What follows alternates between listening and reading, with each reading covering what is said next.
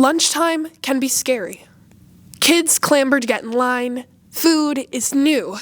Nothing like the goldfish and apple slices elementary schoolers get at home.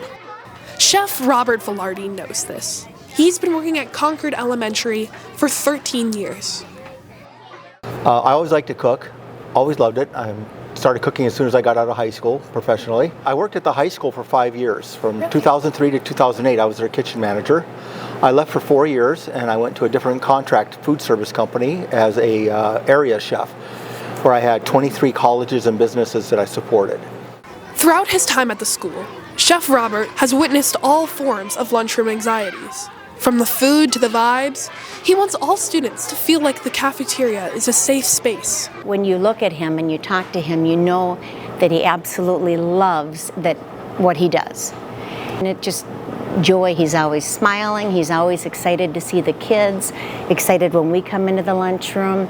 I would say at the beginning of the school year, when a lot of the kindergartners are feeling very anxious about eating the school lunch, by the end of the school year, I have a handful of kids that aren't eating Chef Robert's meals. They're eating all their food because it was so good. First is his food. Chef Robert is part of the American Culinary Federation, having won many awards for his cooking expertise. I'm probably the only certified executive chef working in an elementary school. And, of course, he serves his handcrafted recipes to the kids every day. Today's turkey barbacoa and corn with Chef Robert's seasoning blend. And then fresh fruits and vegetables. Usually we have more vegetables, but today it's salsa and lettuce. I'm always working a day ahead. So tomorrow we have grilled cheese sandwiches. So in here are 400 grilled cheese sandwiches. He also takes special care to ensure that any students with food restrictions get healthy, delicious meals like everyone else. He always has some sort of an alternative meal for them and kind of remembers when they come down and go through the line. There was a little boy that was a kindergartner here, and he had severe food issues. And the nurse said, hey, can you make this little boy something that he can eat, that, you know, it'll be something kind of like what the other kids can eat. I don't want him to be afraid of food. So I'm like, well, I'll see if I can make something for him. So I ended up making him a Lunchable, because he could never, ever eat a Lunchable from a store. So I ended up doing a mozzarella cheese made with rice milk, and because he couldn't have dairy, and I made him a Lunchable. And I did all of my experiments in this little kitchen back here. And I'm taking the Lunchable out to his table, and my business partner happened to walk in with lunch for his daughter, who also had severe food issues. And he saw that I had a tray, and he asked me what was on it.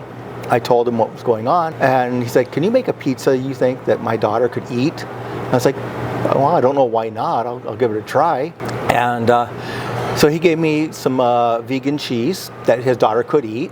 And I tried it, and I said, well, I can do better than this, because this tastes like plastic. It tastes horrible. And I tried a vegan pizza, and it was horrific. It was not good. And I talked to the mom, and she's like, well, you have to get used to it. And I said, you should not have to get used to anything. You should enjoy it. I made Clo. Eventually, I was able to make her a pizza that she could eat with her friends, and that tasted good. And then we actually launched in the markets in 2020 at the start of the pandemic. And right now we're in about 2,000 grocery stores. Is this a Clo box? That's a Clo box. This is great. No, we've rebranded. It's not going to look like that now, but this is what we launched with. So Chloe Hinnenkamp is the actual daughter, and so that's her nickname. So have you ever tried Mr. Velarde's flatbreads? I have tried some of his flatbreads, and sometimes they have the kid flatbreads and then also the staff ones with little extra spice or meat and that kind of thing. Well, everything had to be vegan and had to be allergen free. So our pizza, when we launched, was free of the top 15 allergens. So you just had to stay committed to the entire reason why you had this brand. Exactly. Another way Chef Robert makes the cafeteria more welcoming to students is by interacting with them often. His wacky socks are famous in the school. Oh, I like his crazy socks because sometimes he'll come and show us his fun socks of the day, like pizza and then hot dogs or waffles. I don't know. It's really fun though. What's your favorite one of his socks? I've seen French toast one or pancakes. I'm pretty sure I like that one. I thought I saw some brown socks that they look like French toast. When I started here, it's well, let's wear a crazy sock, try and match it to the food, and then it just kind of grew from there. And now I have 100 pairs of crazy socks. Teenage Mutant Ninja Turtles are very popular, and pizza socks. Kids always like pizza socks, or my cheeseburger socks. In fact, the kindergarten one class has a guessing game every morning. And I have to march out, stop what I'm doing, march out, and then guess what my socks are. Over the years, many years ago, they started kind of giving him socks for the holidays, you know, milk and cookies. Yeah, I think they're funny. Finally, last question. Do you have any advice for someone who wants to pursue a career in the food industry? Do it for love, don't do it for money. Because you're not going to be the TV celebrity chef that you think you are or you're going to be. If you go to culinary school, don't expect that you're going to graduate and become an executive chef right then. You still have to pay your dues.